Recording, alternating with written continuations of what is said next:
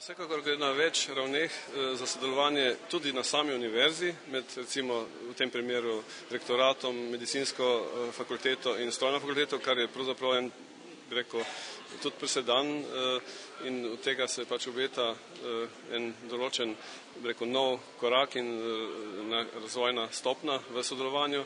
In seveda z gospodarstvom pa seveda gospod Ledinek s svojim podjetjem nam je prispeval pri 3D frezi ključne elemente in seveda imamo seveda z njim tudi s tem korakom tudi neke nadaljne namene v sodelovanju. Se pravi, to je povezano z gospodarstvom in seveda za gospodarstvo. Gre za pač nove principe sodelave in izdelave. Ja, recimo v tem primeru 3D printerja gre za direktno izdelavo, se pravi iz virtualnih modelov v, se pravi, kakšnokoli kompleksno obliko printane materije. Za študente pomeni, da oni delajo na konkretnih lahko projektih za gospodarstvo in mi to udejanjamo. Saj imamo par projektov, o katerih sicer nismo zdaj veliko govorili, ampak najbolj zahtevne rešitve se lahko lotevamo in seveda imamo zdaj tudi take pogoje,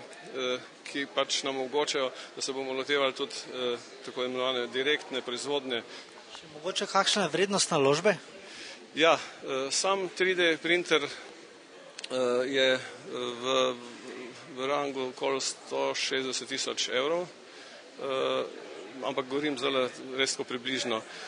Sam robotska freza je pa pravzaprav eno, rekel, orodje, ki je bilo že odvrženo na odpad in lahko rečem, so naši sodelavci, kolegi naredili iz kupa železa, rekel, funkcionalnega robota, programsko so ga vse, bi rekel, opremili in ta robot pravzaprav zdaj pomeni, da smo iz nič naredili kar eno veliko, bi rekel, pridobitev, in seveda tu nam je tudi, se pravi, Lestro, gospod Ledinek pomagal, da smo opremili pač z temi frizali in tako naprej.